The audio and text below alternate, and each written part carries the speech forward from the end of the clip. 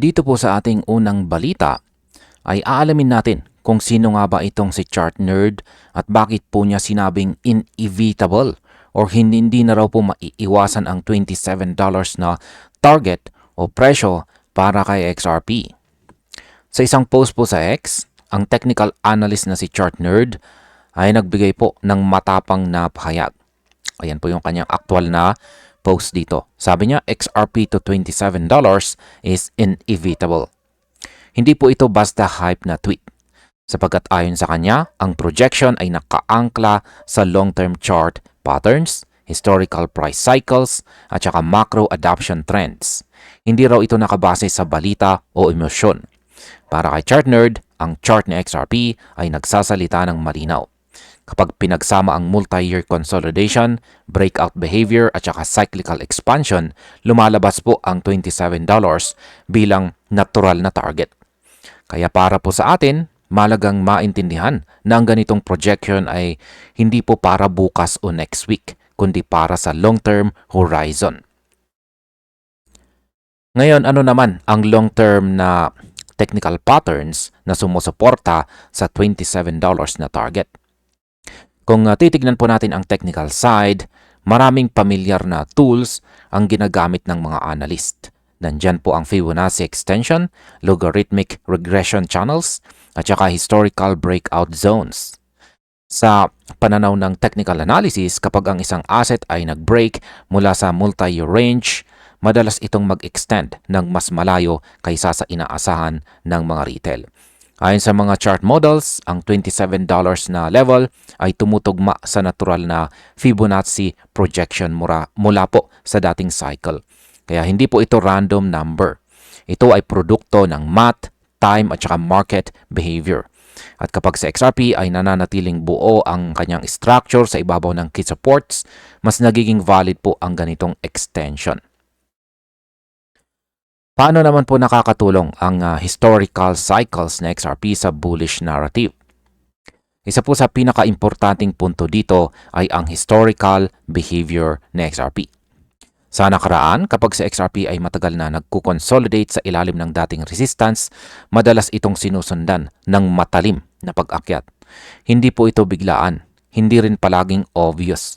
Pero kapag dumating, mabilis at saka malakas. Ayon po sa cycle analysis, ang kasalukuyang phase na XRP ay kahawig ng mga yugto bago ang dating major rallies. Ang mahalaga po dito ay hindi po bumabagsak sa XRP ng malalim. Ibig sabihin may nagdi-defend po ng presyo. At kung ang isang asset ay pinipiling manatili sa structure imbis na bumigay, kadalasan ay naghahanda ito para sa susunod na expansion. Ngayon, bakit po ba mahalaga ang institutional adoption sa technical targets? Hindi po sapat ang chart kung walang adoption. Ito ang malinaw na napunto ng mga analyst. Sa kaso ng XRP, dumarami ang institutional signals. Mula po sa regulatory approvals, corporate partnerships, hanggang sa integration sa financial infrastructure.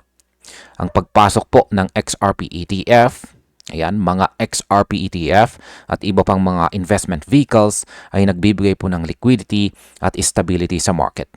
Para sa mga institutions, mahalaga po ang clarity. At sa pagkuha ni Ripple ng mga licenses sa Europe, nababawasan ang friction para sa mga financial institutions. Kapag ang fundamentals ay sumusuporta po sa chart, mas nagiging credible ang long-term targets tulad ng $27 na presyo. Ano naman po ang papel ng regulation at Ripple ecosystem sa presyo ng XRP? Sa crypto market, takot ang kalaban ng presyo.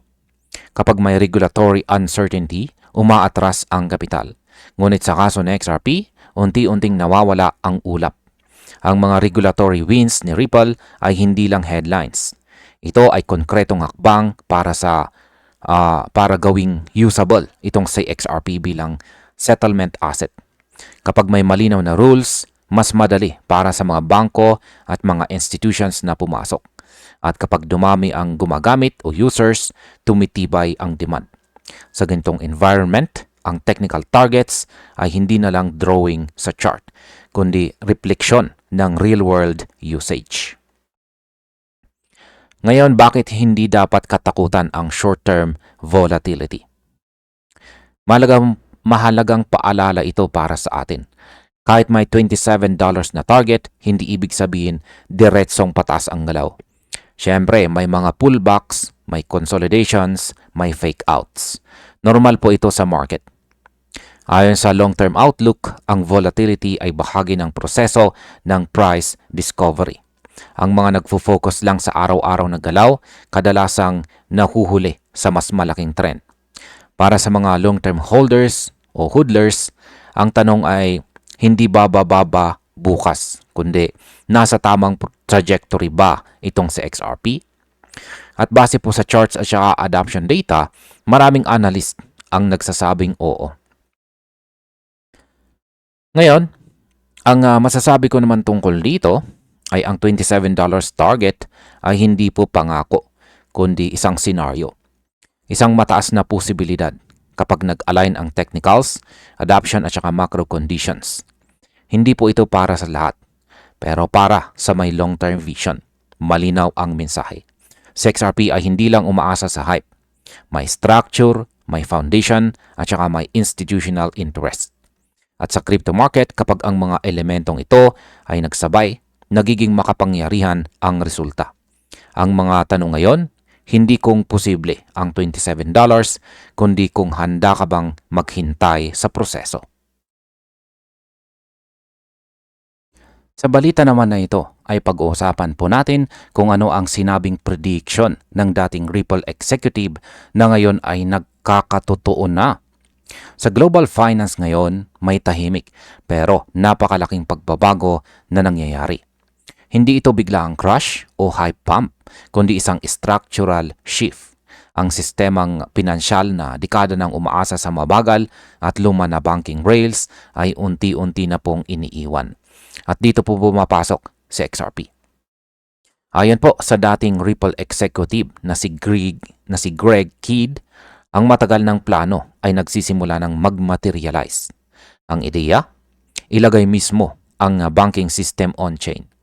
Hindi po metaphor, hindi theory, kundi aktual na bangko, aktual na fiat, at aktual na compliance.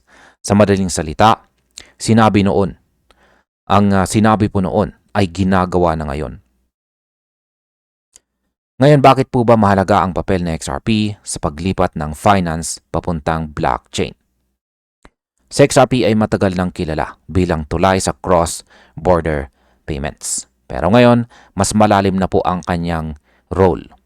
Hindi na lang siya taga-dala ng value, kundi siya na mismo ang daanan. Ang XRP Ledger ay ginagamit para sa instant settlement, malinaw na records at saka secure na transfers. Para po kay Greg Kidd, ito ang logical evolution ng finance. Kapag ang pera ay diretsong naka-embed sa ledger, hindi na kailangan ng chain ng middlemen. Walang correspondent banks, walang multi-days delays, at walang hidden friction. Para sa atin, bilang mga users, investors, at saka participants, ang ibig sabihin nito ay mas mabilis, mas mura, at saka mas transparent na sistema. Ngayon ay ano po ba ang ibig sabihin ng paglalagay ng mga bangko mismo sa XRP Ledger? Ayon po rito kay Greg Kidd, ang pagbili ng Bast Bank na isang OCC nationally chartered bank sa US ay isang game changer. Dahil dito maaaring mag-issue ng maaari pong mag-issue ng US dollars diretso sa XRP Ledger. Ang mga dollar na ito ay hindi po experimental tokens. Sila ay FDIC insured compliant at may chargeback protections. Ibig sabihin, hindi po nawawala ang consumer safety. Ang nagbabago ay ang infrastructure. Ang fiat ay gumagalaw on-chain, ang settlement ay halos instant, at para sa mga remittances ay wala ng cross-border.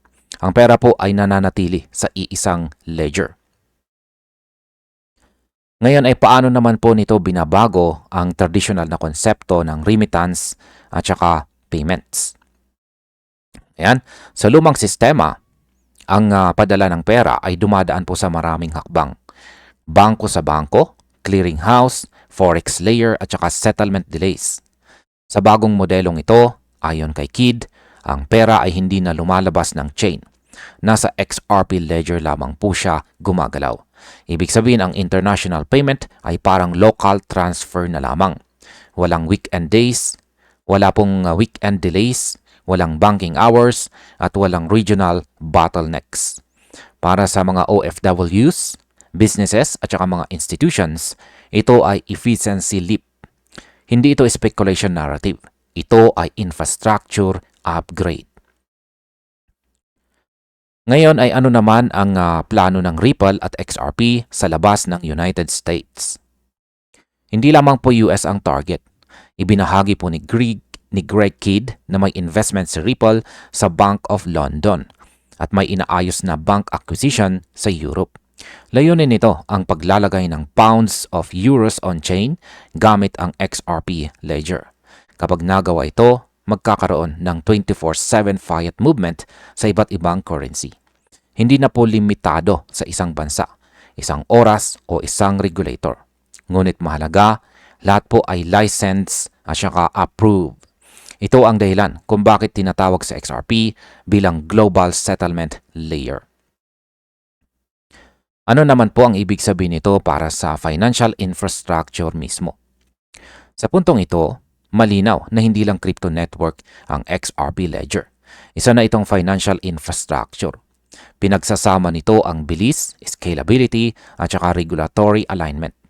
Ang mga bangko ay maaring mag-offer ng modern payments services nang hindi po sinisira ang compliance. Ito ang madalas na kulang sa ibang blockchain experiments. Sa XRP model, hindi po pinipilit ang decentralization kapalit ang regulation. Pinagsasama po sila. Ito ang dahilan kung bakit tahimik pero tuloy-tuloy ang adoption. Ngayon ay bakit sinasabi ng iba na lumalampas na sa XRP sa speculation phase? Kapag ang isang asset ay may real banks, real licenses at saka real currencies na gumagalaw sa ledger, mahirap na po siyang tawaging speculative lamang. Ayon po sa pananaw ni Greg Kidd, sa XRP ay pumasok na sa utility-driven phase. Hindi na lamang po siya inaasahang tumaas ang kanyang presyo. Siya ay ginagamit. Ang ledger ay operational, ang mga bangko ay live, ang fiat ay gumagalaw. Para sa market, ito po ay pagbabago ng narrative mula what if papuntang it's already here. Ayan, ang masasabi ko naman po rito ay malinaw ang ipinapakita ng mga development na ito. Ang matagal ng vision ng Ripple at ng dating executives nito ay unti-unting nagkakatotoo. Sa XRP ay hindi na nasa gilid ng finance. Nasa gitna na po siya.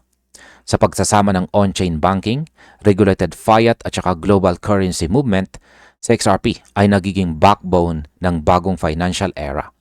At kung may isang aral dito para sa atin, ito ay ito. Ang mga tahimik na build, kadalasan ang may pinakamalakas na epekto kapag tapos na. Sa balita naman na ito, ay pag-uusapan po natin kung bakit sinasabi ng isang analyst dito na nasa critical moment na sa XRP ngayon. Ayan mga ka-crypto, kung akala po ninyo normal lang ang galaw ng XRP nitong mga nakaraang linggo, mag-isip-isip po muna tayo. Sapagkat ayon po sa market analyst na si Chart Nerd, si XRP ay nasa isang napaka-critical na yugto sa kanyang 3-month Heiken Ashi chart. Hindi ito pang araw-araw na candle. Hindi ito pang intraday trade, kundi pang long-term structure. May mas mababa sa 75 days na lang bago magsara ang kasalukuyang quarterly candle. At ang kulay ng pagsarang iyon, green o red, ay may mabigat na historical implication. Hindi po ito basta chart art, kundi isang signal na dati nang nagmarka ng macro tops. Ito po ang klase ng signal na hindi natin dapat binabaliwala bilang mga holders. At ayan, ano nga bang ibig sabihin ng red quarterly Heiken Ashi candle kay XRP? Sa kasaysayan po ni XRP, tuwing nagpiprint po siya or gumagawa po siya ng red 3-month Heiken Ashi candle habang nasa mataas na presyo, madalas itong sinusundan ng malalim na correction. Hindi lamang po simpleng pullback, kundi prolonged weaknesses or prolonged weakness. Ibig sabihin kapag nag-red close si XRP sa ganitong time frame, parang sinasabi ng market na pagod na siya. Ang chart na ibinahagi po ni Chart Nerd ay malinaw na ipinakita ang mga panahong ito. Bawat red candle noon nauwi sa mas mahabang drawdown. Kaya ngayon ang sitwasyon ay parang exam sa XRP. Kapag nag-green close po siya, mababasag ang lumang pattern. Kapag hindi, maaring maulit ang kasaysayan. Ngayon ay bakit hindi po short-term price ang tinitignan sa analysis na ito? Malagang linawin po natin, hindi ito usapan ng daily volatility. Hindi malaga kung nag-pump ngayon o nag-dip bukas. Ang tinitingnan po dito ay structure. Ayon po kay Chart Nerd, ang higher time frame candles tulad ng quarterly Heiken Ashi ay nagsisilbing blueprint ng market direction. Kapag mali ang blueprint, kahit gaano po kaganda ang short-term rally, babagsak pa rin ang buong building. Kaya ang focus dito ay kung paano po magsasara ang candle, hindi kung saan siya naglaro sa loob ng 3 buwan. Ito ang dahilan kung bakit tahimik pero seryoso ang kanyang babala. Ngayon ay meron bang exception sa pattern na ito sa history ni XRP? Oo, at dito po nagiging interesting ang analysis. Ayon po kay Chart Nerd, may isang notable exception noong November at saka December 2024. Red pa rin po ang quarterly Heiken Ashi candles noon, pero shallow ang body. Ibig sabihin mahina po ang bearish convection. Yan, mahina po ang kanyang bearish conviction. Hindi lahat ng red candles ay pare-pareho ang bigat. May red na babala lamang at may red na final warning. Ang nangyari po noong 2024 ay hindi po nag-lead sa malaking breakdown. Kaya possible raw na maulit ang ganitong scenario. Pero malinaw, hindi ito ang ideal outcome. Ano naman po ang senaryo na gustong iwasan ng mga market participants? Yan, tayo po yan. Kapag sinabing market participants ay lahat po tayo na interesado dito kay XRP. Ayan, ang pinakaayaw po ng market ngayon ay ang malaking red quarterly candle. Ito yung candle na may makapal na katawan or body. Malinaw po ang downside confirmation nito at kahawig ng macro turning points noon. Kapag ito ang nabuo, mahirap na itong i-spin bilang healthy correction. Ito ay magiging structural weakness. Kaya para po sa mga holders, investors at saka long-term observers, tulad natin, ang goal po rito o layunin ay malinaw. Kailangan po talaga ni XRP ng green close. Kahit hindi po explosive rally, basta ma-invalidate lamang ang comparison sa dating market tops. Ngayon ay bakit may ibang mga analyst na hindi po naniniwala sa candle signals? Hindi po lahat ay kumbinsido sa technical signals. May isa pang market participant na binanggit sa post na nagsabing liquidity ang tunay na driver ng presyo. Para sa pananaw na ito, walang saysay ang candle patterns kung wala namang pumapasok na bagong kapital. Hanggat walang fresh inflows at walang bagong all-time highs, hindi pa raw bumabalik ang risk-on behavior. Sa madaling salita, para sa kanila, mas mahalaga ang pera kaysa sa chart. At valid din ang argument na ito. Ngayon ay paano naman po nagbabanggaan ang technical analysis at saka ang liquidity view? Dito natin makikita ang hati ng market. Sa isang side, si Chart Nerd na naniniwala na ang 3-month Heiken Ashi close ay structural signal. Sa kabilang banda naman, ang liquidity-focused view na nagsasabing secondary lamang ang chart kung walang capital rotation. Pero interestingly, pareho po silang nakatingin sa parehong timeline. Ang paparating na quarterly close. Ibig sabihin, kahit magkaiba po ang lens, pareho po silang naghihintay ng confirmation.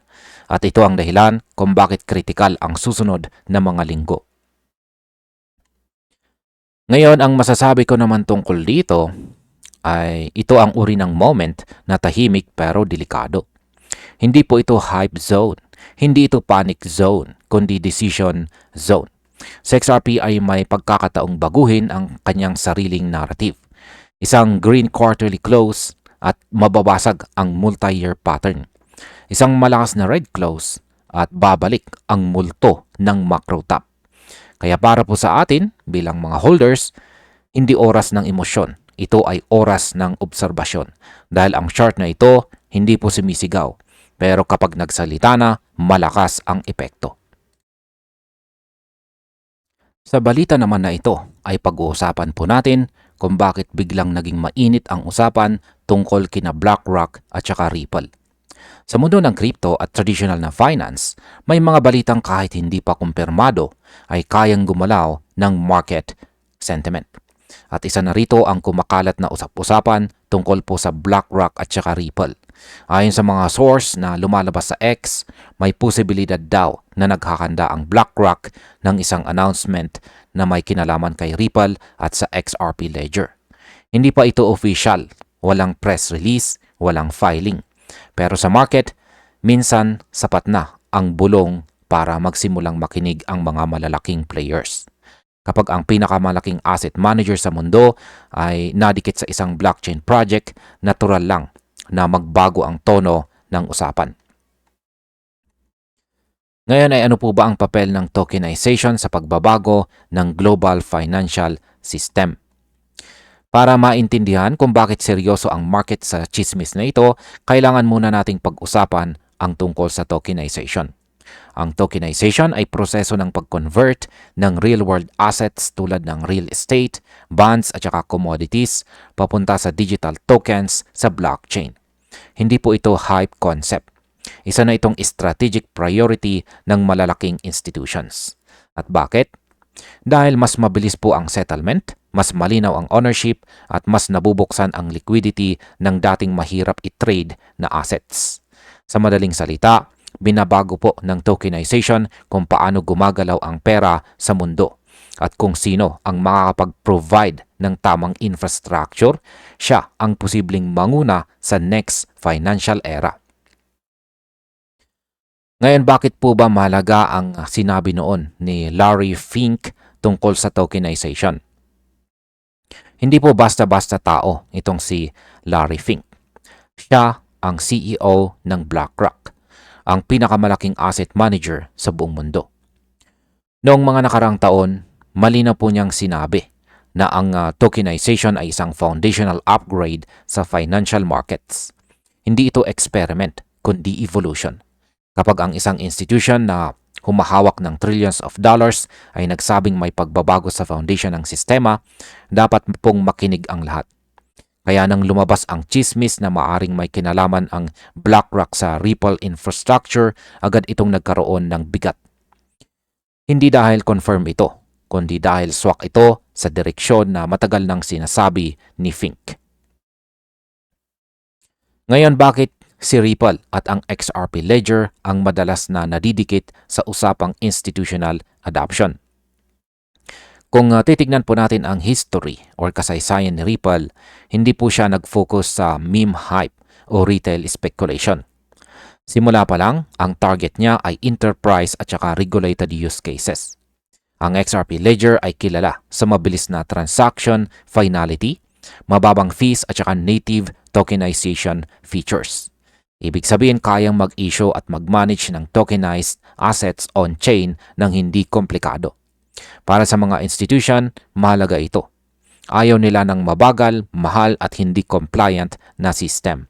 Gusto po nila ng infrastructure na kayang tumakbo sa scale ng traditional na finance. At dito po pumapasok sa XRP bilang seryosong kandidato. Paano naman po nakakadagdag ng kredibilidad ang regulatory position ni Ripple? Isa po sa pinakamalaking hadlang sa institutional adoption ay ang regulation. At dito nagiging interesting itong si Ripple. Sa kabila ng mahabang legal battle nito sa US SEC, patuloy nitong pinalawak ang kanyang regulatory licenses sa iba't ibang financial jurisdictions. Ibig sabihin, sanay na siyang makipaglaro sa rules. Para sa malalaking asset managers tulad ng BlackRock, hindi po sapat ang magandang tech. Kailangan ng compliant.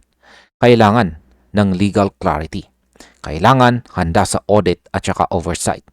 Ang positioning po ni Ripple sa regulatory side ang dahilan kung bakit patuloy po siyang binabantayan ng mga institutions kahit wala pang official partnership announcement. Ano naman po ang ginagawa ng BlackRock sa digital assets bago pa man ang chismis na ito? Malagang linawin, hindi bago sa crypto si BlackRock. Nag-launch na siya ng spot Bitcoin investment products, nag-explore ng blockchain-based funds, at paulit-ulit na binibigyang diin ang regulated access sa digital assets. Ang strategy po nila ay malinaw. Institutional-grade platforms integrated sa existing financial systems. Kaya kung pipili man sila ng blockchain partner, hindi po ito random. Dapat scalable, dapat compliant, dapat may long term. At sa ganitong criteria, naiintindihan kung bakit maraming market participants ang nagtuturo kay Ripple bilang posibleng infrastructure layer. Ngayon, bakit naman po mahalagang ihiwalay ang speculation sa verified facts? Sa puntong ito, kailangan natin maging responsable bilang mga investors. Ang usap-usapan po tungkol sa BlackRock at Ripple ay hindi pa kumpirmado. Walang opisyal na statement, walang filing, walang confirmation. Kaya hindi ito dapat ituring bilang katotohanan. Ito ay market speculation. Pero mahalagang tandaan, kahit speculation, may dahilan kung bakit ito nabubuo. Hindi ito galing sa wala. Ito ay produkto ng mas malaking trend. Yan ang paglipat ng global finance patungo sa blockchain-based infrastructure. Ngayon, ang masasabi ko naman po rito ay kahit walang confirmation, malinaw po ang isang bagay. Ang tokenization ay multi-trillion dollar opportunity at ang mga blockchain na kayang mag-handle ng regulated financial assets ang magiging backbone ng susunod na sistema. Kung magpapatuloy po ang direksyong ito, si Ripple at si XRP ay mananatiling nasa spotlight. Hindi dahil sa hype, kundi dahil sa role na maari nilang gampanan. Kaya para sa akin, ang chismis na ito ay hindi tanong kung totoo ngayon, kundi paalala kung nasaan papunta ang market at kung handa ka bang makinig kapag ang bulong ay tuluyang naging announcement. Sa balita naman na ito ay aalamin po natin kung bakit sinasabi ng isang developer na nasa clinical moment na raw sa XRP ngayon. Sa mundo ng crypto, bihira po nating marinig ang salitang clinical kapag usapang presyo. Pero ayon po sa crypto commentator at developer na si Bird, eksaktong yan ang estado ng XRP ngayon. Hindi po hype-driven, hindi emotion-based, kundi isang eksaktong market setup na hinubog ng macro data at saka historical behavior. Habang maraming assets ang naglalaro sa all-time highs, sa XRP ay tahimik lamang. Gumagalaw sideways, parang walang pakialam. Pero para kay Bird, ang katahimikang ito ang siyang pinakadelikado. Dahil sa crypto, ang mga malalaking galaw kadalasan nagsisimula sa mga panahong walang pumapansin. At ngayon ayon po sa kanya, yan mismo ang sandali ni XRP. Ano nga ba ang pinapakita ng divergence sa pagitan ng XRP at ng traditional markets? Kung titignan po natin ang mas malaking larawan, malinaw po ang contrast. Ang Russell 2000 ay nasa full price discovery na. Ang major equity indices ay matagal nang nakatambay sa all-time highs. Ang metals tulad ng gold ay elevated pa rin. Samantala, ang Bitcoin dominance ay gumagalaw sa mga antas na historically ay nauuwi sa biglang pagbaba. At sa gitna ng lahat ng yan, sa XRP ay parang hiwalay sa eksena. Para kay Bird, ang ganitong disconnection ay hindi po weakness. Ito ay signal. Signal na may delayed reaction. Signal na may hinihintay na capital rotation. Sa market, ang mga ganitong divergence ay bihira pong magtagal ng walang resolution. Ngayon, bakit po ba mahalaga ang Russell 2000 sa galaw ng crypto at ng XRP? Isa po sa pinakamalakas na argumento ni Bird dito ay ang historical relationship ng crypto at ng Russell 2000. Ayon sa kanya, ang crypto ay kumikilos bilang lower cap at higher risk asset class. Dahil dito, mas malapit ang galaw nito sa Russell 2000 kaysa sa S&P 500. Sa cycles ng 2017 at saka 2021, malinaw po ang pattern. Kapag umangat ang Russell, sumusunod ang crypto. Hindi agad-agad pero consistent. Para kay Bird, hindi ito coincidence. Ito ay behavioral finance sa totoong buhay. Risk on capital moves together. At kapag hindi pa sumusunod ang crypto, ibig sabihin may tensyon na nabubuo. Ano naman po ang kahalagahan ng nangyari noong November 2024? Binigyang diin ni Bird ang November 2024 bilang mahalagang reference point. Noong panahong iyon, nag-turn positive or naging positive ang Russell 2000. Makalipas po ang humigit kumulang 10 araw, biglang umangat sa XRP. Kahit noon, hindi pa full price discovery ang Russell. Pero ngayon, ibang-iba ang sitwasyon. Ang Russell ay tuluyan ng pumasok sa price discovery. Nabawi ang key structural levels at nananatiling positibo sa macro at saka lower time frames sa loob ng ilang linggo. Para kay Bird, kung susundin ang kasaysayan, dapat gumagalaw na ang crypto. At kung hindi pa, ibig sabihin mas malaki ang pwedeng galaw kapag dumating. Ano naman po ang papel ng capital rotation at saka market sentiment? Ayon po kay Bird, iisa na lang ang natitirang hadlang at yan ay ang capital rotation. Hindi kailangang bumagsak ang metals para umangat ang crypto. Madalas sapat na ang sideways movement. Sa ganitong phase, dito po nagsisimulang bumalik ang crypto narratives. Dumadami po ang on-chain activity, unti-unting nagbabago ang sentiment mula sa pagod tungo sa pag-asa. Ito ang yugto kung saan biglang bumibilis ang momentum. Hindi dahil sa balita, kundi dahil handa na ang kapital. Sa simpleng salita, ayon po kay Bird, the charts show it. At kapag chart ang nagsasalita, huli na ang emosyon. Ano naman po ang mga XRP-specific developments na nagpapalakas sa setup? Hindi lang macro ang binabantayan ni Bird. Malaki na raw ang ipinagbago ng foundation ni XRP. May mga completed acquisitions, may ongoing partnerships rollout, at unti-unti nang inaalis ang mga non-disclosure agreements.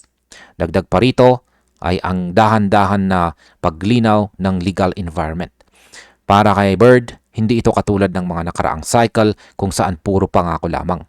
Ngayon may structure, may progress, may tahimik na execution. At sa market psychology, ang ganitong klaseng backdrop ay mas mapanganib kaysa sa hype. Ngayon ay paano naman po nakaapekto ang mahabang paghihintay sa mga holders or para sa atin? Aminado po si Bird sa isang bagay na madalas hindi sinasabi. Pagod na ang marami. Ang matagal na pagbibuild, pag-hold at paghihintay ay may psychological cost. Maraming naniniwala, pero tahimik na. Maraming nandyan pa rin, pero wala nang sigla. At ironically, dito madalas nagsisimula ang major moves. Kapag ang karamihan ay emotionally drained, para sa market ang kawalan ng excitement ay hindi po bearish. Ito ay fuel or gasolina. Kapag bumalik ang momentum sa ganitong kondisyon, mabilis at marahas ang galaw. Ngayon, ang masasabi ko po rito ay malinaw ang posisyon dito ni Bird. Para sa kanya, naka-align na ang structural indicators, sentiment signals at saka historical patterns. Ang tanong na lang ay timing. Naniniwala siya na papalapit na ang all-time highs ni XRP. Hindi dahil sa chismis, hindi dahil sa hype, kundi dahil ganito palagi kumilos ang market sa ganitong setup. Ang payo po niya sa atin bilang mga traders, investors at saka holders ay manatiling steady. Hayaan ang kasaysayan na ulitin ang sarili nito. Sa balitang ito ay pag-uusapan naman po natin kung bakit biglang bumibilis ang expansion ng XRP sa Europe ngayong taong 2026. Ayan mga ka-crypto, kung napapansin po ninyo, may tahimik pero napakalaking galaw sa XRP ngayon sa Europe. Hindi ito tungkol sa price pump, hindi ito hype candle, kundi tungkol sa regulatory positioning. Sa simula po ng taong ito, 2026, habang ang karamihan ng crypto projects ay nag-abang pa rin ng malinaw na rules, sa XRP ay kumikilos na parang handa na sa institutional stage. Sa Europe, ang regulation ang gatekeeper ng adoption. At ngayon malinaw na sinasabi ni Ripple, handa na kami. Ang XRP Ledger kasama sa XRP ay unti-unting ini-embed sa loob ng legal financial architecture ng kontinente. Hindi na po testing phase ito. Full integration na ang target. Ngayon ay ano po ba ang ibig sabihin ng dalawang regulatory approval na nakuha agad ng Ripple? Ayon po kay ex-finance bull dito, sa loob lamang ng unang 2 linggo ng taong 2026, nakakuha si Ripple ng dalawang major regulatory approvals sa Europe. Yan ay hindi normal sa crypto space. Ibig sabihin nito, coordinated ang galaw. May plano at saka may timing. Ang ganitong approvals ay hindi po basta papel lamang.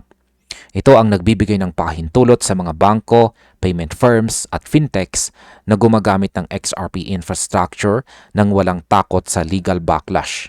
Kapag may regulation, pumapasok po ang institutional capital. Kapag walang regulation, speculation lamang ang galaw. Ito ang malinaw na pinagkaiba ng strategy ni Ripple. Ngayon, paano po pinalalakas ng UK EMI at saka crypto registration ang access kay XRP? Yan, unahin po natin ang United Kingdom. Nakakuha si Ripple ng full electronic money institution authorization kasabay ng official crypto asset registration. Ibig sabihin nito, legal nang makapag-operate si Ripple ng payment services at saka digital asset activities sa isa sa pinaka-importanting financial hubs sa mundo. Para sa mga regulated institutions, ito po ang green light. May malinaw na framework, may malinaw na rules, at higit sa lahat, may malinaw na compliance path papunta kay XRP at saka sa XRP Ledger. Nababawasan po ang onboarding friction at naging mas madali ang adoption ng blockchain settlement tools. Ngayon, bakit po ba napakahalaga ng Luxembourg approval para sa buong EU o Europe? Matapos po ang UK, mabilis na sinundan ito ng preliminary EMI approval mula sa Luxembourg. Hindi po random ang bansang ito. Ang Luxembourg ay gateway ng financial services sa buong European Union. Kapag finalize po ang approval, pwedeng i-passport ni Ripple ang kanyang licensed services sa iba't ibang EU member states. Ibig sabihin nito, hindi na kailangan ng hiwa-hiwalay na national licenses. Isang approval, maraming bansa. Ito ay eksaktong naka-align sa MiCA framework ng Europe na gusto ng harmonized oversight at saka cross-border operability. Strategic move po ito, hindi aksidente.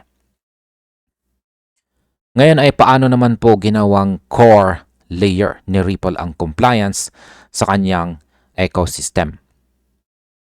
Hindi lamang po licenses ang kinukuha ni Ripple. Ini-integrate po niya mismo ang compliance sa kanyang infrastructure. Ang RLUSD na inilunsad noong December 2024 ay ngayon gumagana sa loob ng license environment para sa institutional use. Kasama dito sa XRP at ang XRP Ledger. Para sa mga financial institutions, mahalaga po ito. Hindi na po nila kailangang baguhin ang internal compliance systems nila. Sumasabay po ang blockchain sa existing rules. Ito ang klase ng design na gusto ng malalaking players. Tahimik pero napakalakas. Ngayon, bakit po ba mas mahalaga ang licenses kaysa sa price action para sa institutions? Dito po madalas nagkakamali ang retail.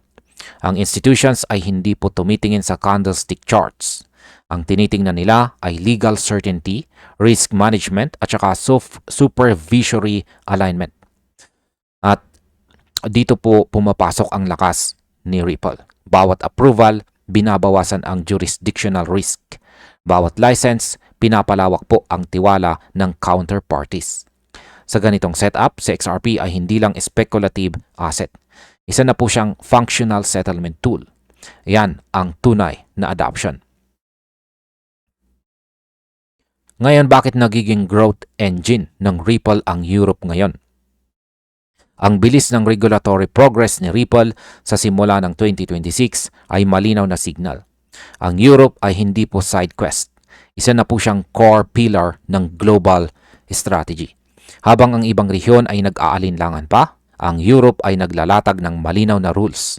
At kung saan may rules, dito po pumapasok ang institutional money. Ang compliance ay nagiging competitive advantage.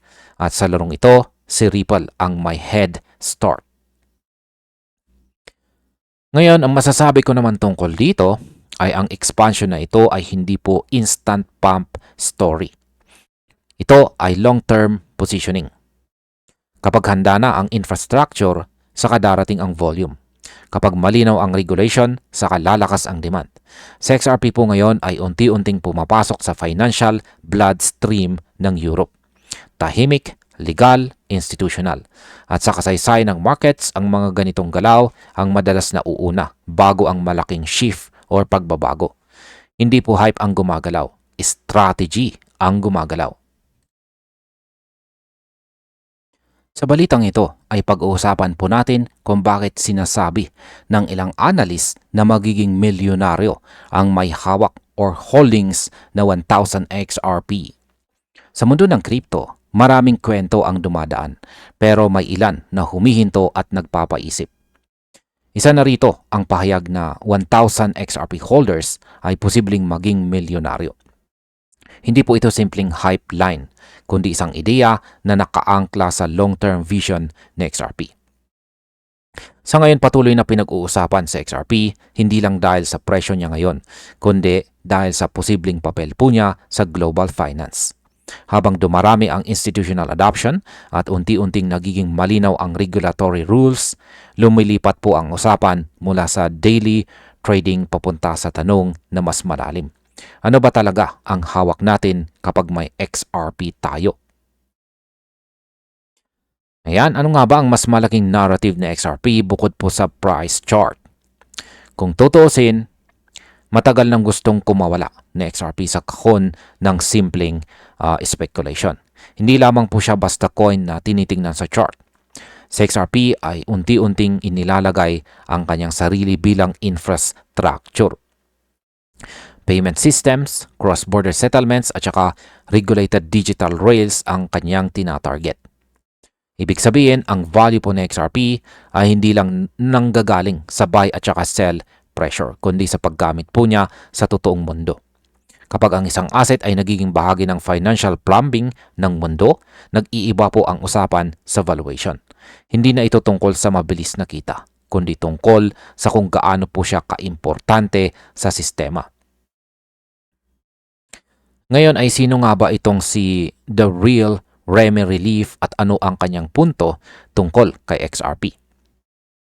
Sa isang post po dito sa X ay binigyang diin ni The Real Remy Relief ang isang simpleng prinsipyo. Know what you hold. Yan po ang kanyang sabi. Para sa kanya ang potential po ng XRP ay hindi haka-haka lamang. Ito ay nakaangkla sa adoption at saka functionality. Gumamit po siya ng isang hypothetical scenario kung saan ang 1,000 XRP ay pwedeng maging $10 million kung sakaling umabot sa XRP sa $10,000 bawat token. Hindi po niya ito inilatag bilang pangako, kundi bilang paraan para ipakita kung gaano kalaki ang pwedeng epekto kapag nagtagumpay ang long-term vision. Sa ganitong framing, sa XRP ay hindi lamang investment, kundi isang financial tool. Ngayon ay bakit naman pumapasok sa usapan ang malalaking institutions sa XRP pricing? Lalong uminit po ang usapan nang maglabas ng pahayag si CryptoTank. Ayan, ayon sa kanya, may mga malalaking institutions tulad po ng Bank for International Settlements, World Economic Forum at saka ilang central banks na umano'y may ideya na sa future pricing framework ng XRP. Ang tanong daw ay hindi kung magre-reprice sa XRP, kundi paano ito ipapatupad. Unti-unti ba sa 3-digit o 4-digit range o biglaan diretso sa mas mataas na level tulad ng $10,000? Kahit speculative pa ang mga ganitong claims, malinaw na ipinapakita nito ang paglapit ng XRP sa macro level finance.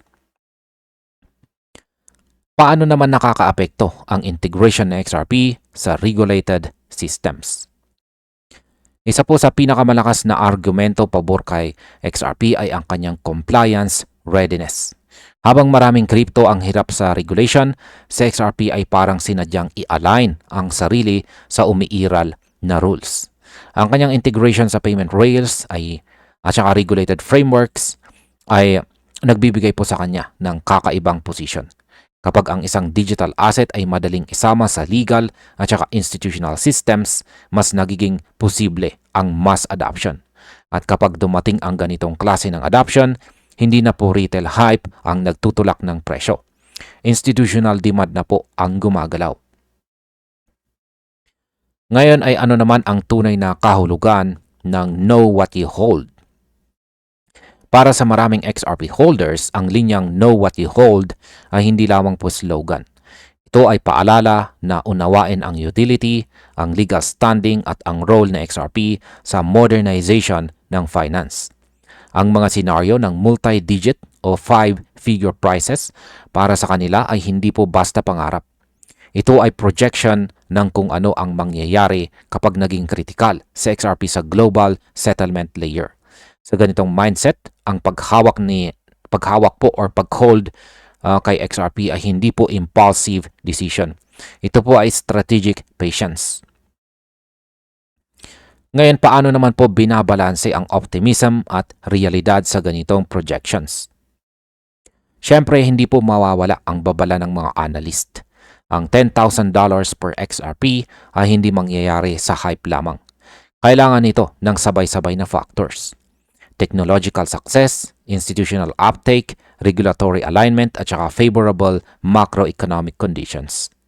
Kung isa man sa mga ito ang bumigay, maaantala ang trajectory. Kaya malagang maintindihan na ang mga ganitong presyo ay hindi timeline-based. Hindi ito bukas o next month. Ito ay resulta ng mahabang proseso. Ngayon, ano naman ang aking masasabi tungkol dito? Ang usapan po tungkol sa 1,000 XRP millionaires dito ay hindi simpleng pang-inganyo. Ito ay paanyaya para mag-isip ng mas malawak. Sa XRP ay unti-unting lumalayo sa imahe ng ordinaryong crypto asset. Ang adoption po niya, ang institutional interest at ang regulatory positioning ay patuloy na nagbibigay ng dahilan para sa long-term optimism. Hindi ito garantiya ng yaman. Pero para sa mga handang umunawa at maghintay, malinaw po ang mensahe. Alamin po natin kung ano ang hawak natin dahil maaring mas malaki ang papel nito sa hinaharap kaysa sa iniisip ng karamihan. Sa balitang ito ay pag-uusapan po natin kung bakit biglang sinasabing sa XRP ang magiging backbone ng future finance. Sa mundo ng crypto at saka traditional finance, may mga sandali na biglang nagiging malinaw ang direksyon ng hinaharap. At ayon po sa ilang market pundits, nasa ganitong punto na tayo ngayon. Ang pahayag ng SEC Chairman na si Paul Atkins ay nagbigay po ng bagong liwanag kung saan papunta ang global financial system. Hindi na raw ito usapin ng kung mangyayari ba, kundi kailan mangyayari. Kapag ang tokenization ay naging standard sa bangko at saka brokers, kailangan nila ng backbone na mabilis, compliant at saka subok na. Dito po pumapasok si XRP. Hindi bilang hype coin, kundi bilang infrastructure. Para sa atin, bilang mga traders at holders, malagang maintindihan po natin kung bakit ganito kalaki ang implikasyon nito.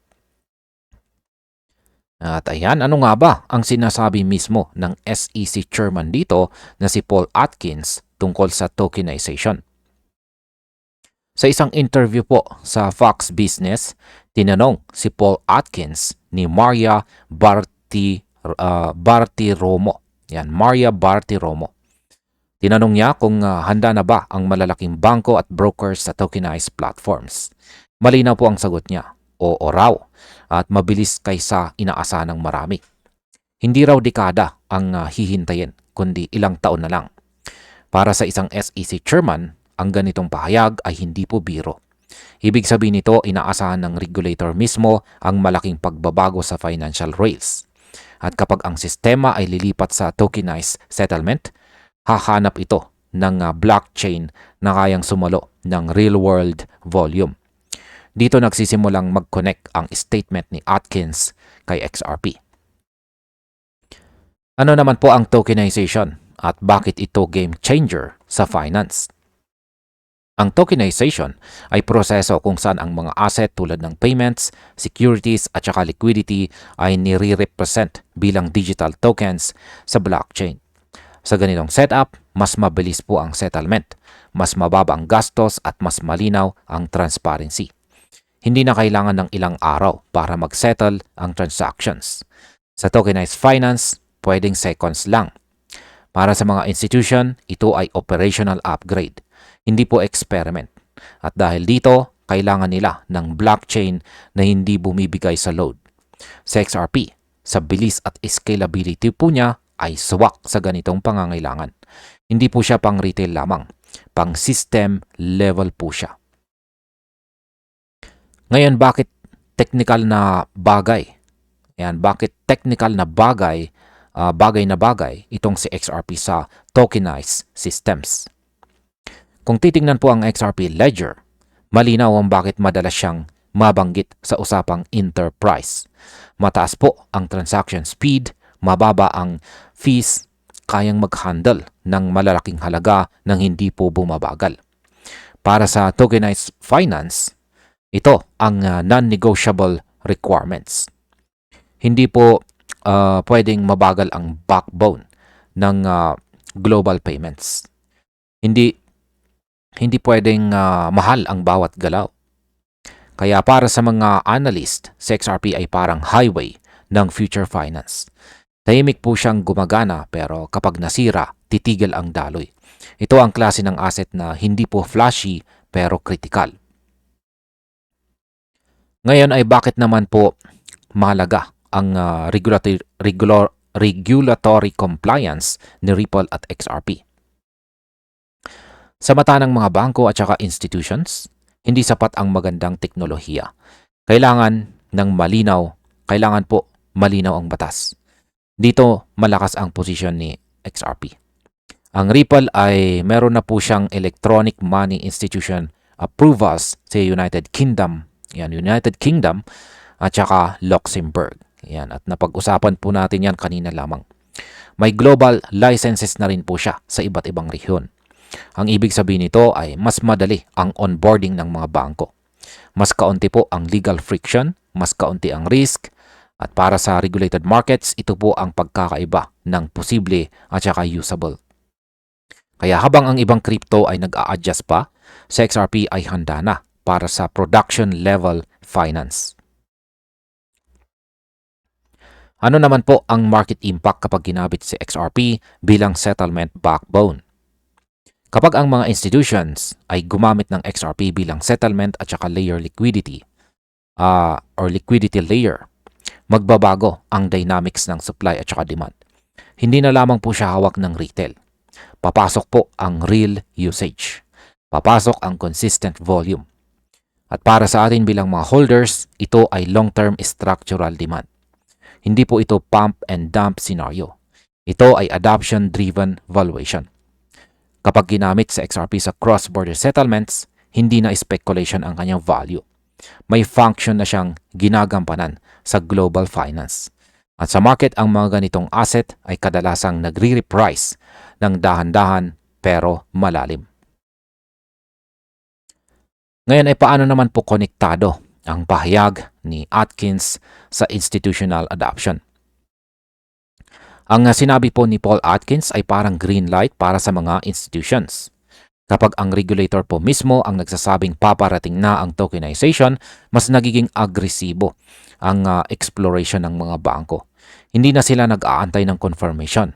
At ah, naghara- kapag naghanap po sila ng blockchain partner, pipiliin nila ang compliant at saka stable.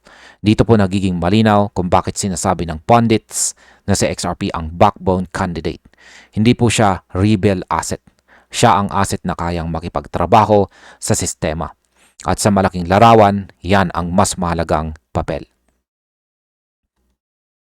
Ngayon, ang masasabi ko naman tungkol dito ay malinaw po ang trajectory. Ang tokenization ang direksyon ng finance. Sinabi ito ng SEC chairman mismo. At kung may asset na handa sa bilis, scale at saka compliance, yan ay syempre sa XRP. Hindi ibig sabihin nito na bukas ay moon agad. Pero ibig sabihin nito ay may pundasyon. Para sa atin, ang ganitong narrative ay hindi para sa quick flip. Ito ay para sa mga nakakaintindi ng infrastructure plays. Kapag naging backbone ang isang asset, hindi po siya sumisigaw. Tahimik po siyang nagiging indispensable. Sa balitang ito, ay pag-uusapan naman po natin kung bakit mahalagang intindihin ang market cycles at hindi lang ang daily price.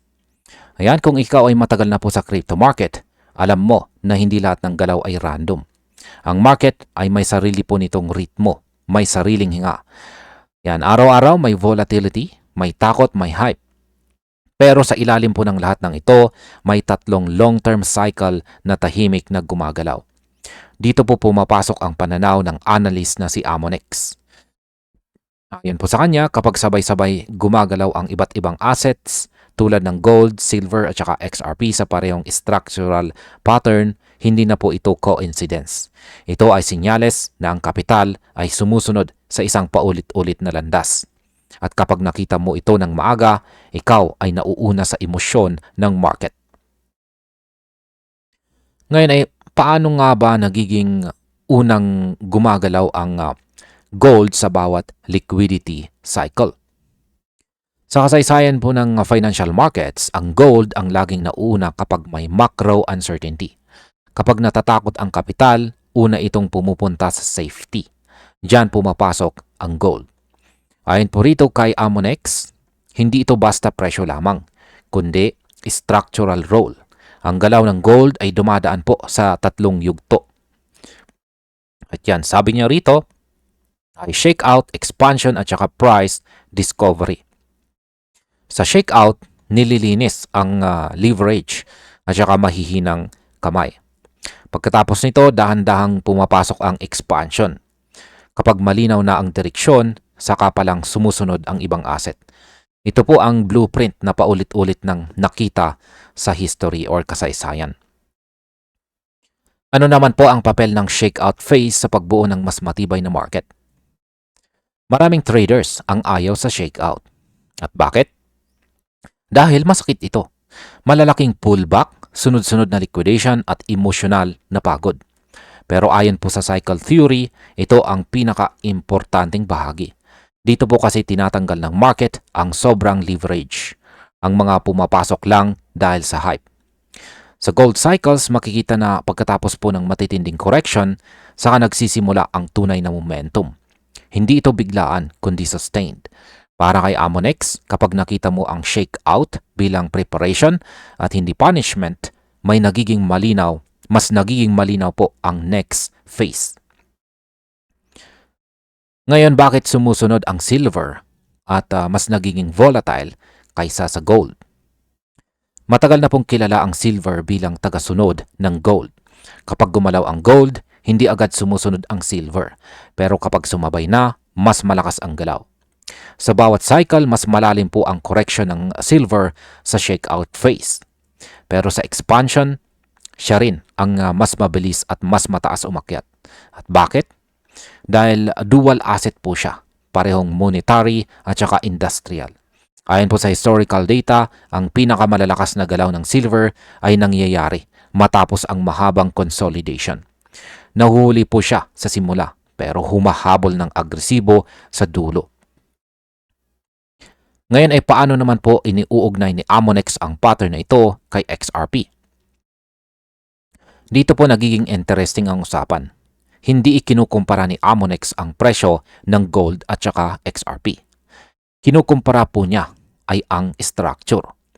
Kapag tiningnan mo ang historical chart ni XRP, makikita mo ang malalim na drawdown mula sa dating highs. Sinundan ito ng mahabang rebuilding phase. Unti-unting higher lows, mas malinaw na support at mas tahimik na galaw. Para kay Amonex, ito ang parehong ugali na nakita sa gold at saka silver bago ang expansion. Hindi ito hype-driven. Ito ay cycle-driven. Ngayon, bakit po ba mas nagiging macro-driven na ngayon ang galaw ni XRP? Nitong mga nakaraang taon, madalas gumagalaw sa XRP dahil po sa balita, demand, at saka dahil po sa balita, demanda, at saka narrative. Pero ayon po sa analysis ay nagbabago na ito. Habang tumatanda ang crypto market, mas nagiging sensitive sa XRP sa liquidity flows. Kapag gumagalaw po ang global capital, sumasabay siya. Sumasabay na po siya. Ito ang dahilan kung bakit mas kahawig na po niya ang traditional assets sa cycle behavior. Hindi na po siya basta altcoin na sumusunod sa hype. Isa na po siyang asset na may sariling structural rhythm. At kapag ganito ang asset, mas pinapaboran nito ang mga pasensyoso. Ngayon, bakit po ba mas malaga ang cycle awareness kaysa emotional trading? Ito po ang pinaka-core ng mensahe ni Amonex. Hindi na nanalo ang trader na habol lang sa candle. Ang nananalo ay yung nakakaintindi kung nasan ang market sa cycle. Sa shakeout, natatakot po ang karamihan. Sa expansion, tahimik na kumikita ang mga may pasensya. Sa discovery phase, sakalang bumabalik ang excitement. Ang problema, karamihan pumapasok po sa dulo. Pero kapag alam mo ang cycle, nauuna ka sa emosyon. Hindi ka hinahabol ng presyo. Ikaw ang naghihintay. Ang masasabi ko naman tungkol dito ay malinaw po ang sinasabi ng analysis dito. Ang cycles ay hindi eksaktong nauulit, pero madalas po siyang nagra-rhyme. Ang gold ang siyang nagtatakda ng direksyon. Ang silver ang nagkukumpirma ng momentum. At sa XRP, ayon po kay Amonex, ay unti-unting pumapasok sa parehong narrative. Hindi ito pang short-term trader. Ito ay para sa mga marunong maghintay. Kapag natapos po ang rebuild at pumasok ang expansion, kadalasan huli na ang karamihan. At dito po nagiging malinaw kung sino ang tunay na nauna. At ayun, hanggang dito na lamang po tayo sa video na ito mga ka-crypto. Maraming salamat sa panonood.